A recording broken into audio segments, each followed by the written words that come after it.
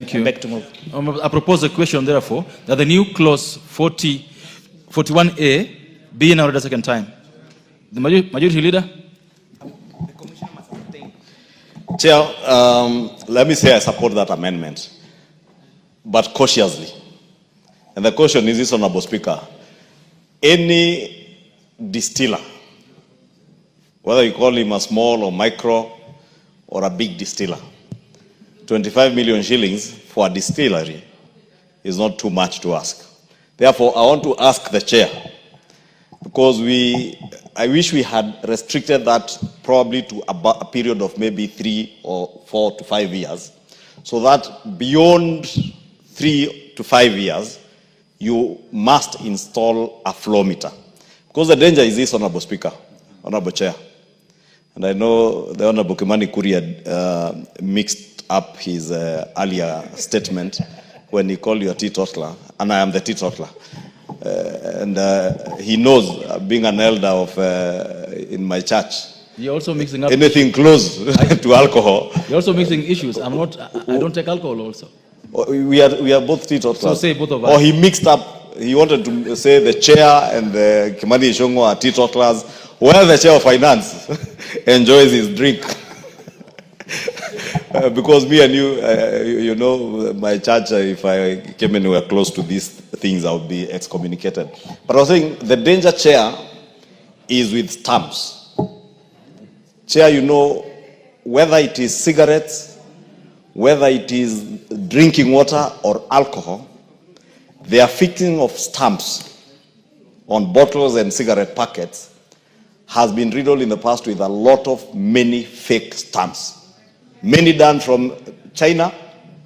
They are sold in the streets, back streets in downtown Nairobi.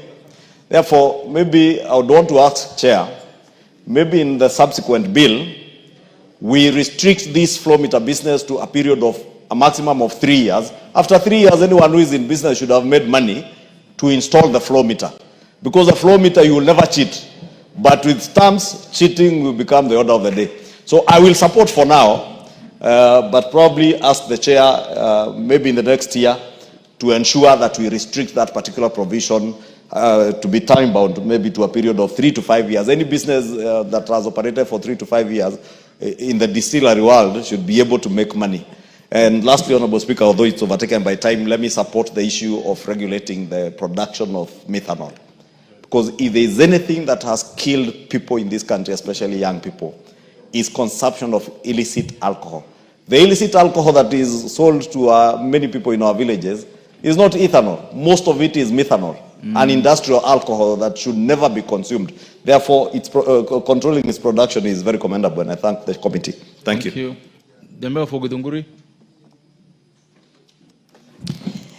Chair, thank you very much. I rise to give my reservations to the proposal that is made by the chair regarding flow meters.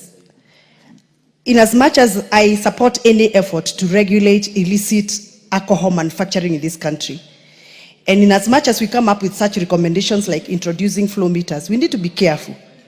Because we don't know, some of us don't know, and would want to understand from the chair, these flow meters, how much are they? Is this a heavy investment that will make small businesses not able to afford these flow meters? He said it's 25 million. It is 25 million. So it means that once we introduce these flow meters, in as much as we want to discourage the illicit alcohol manufacture in this country, we might force some people out of business, which are legal business. They have been making the right quantity, the right quality of alcohol.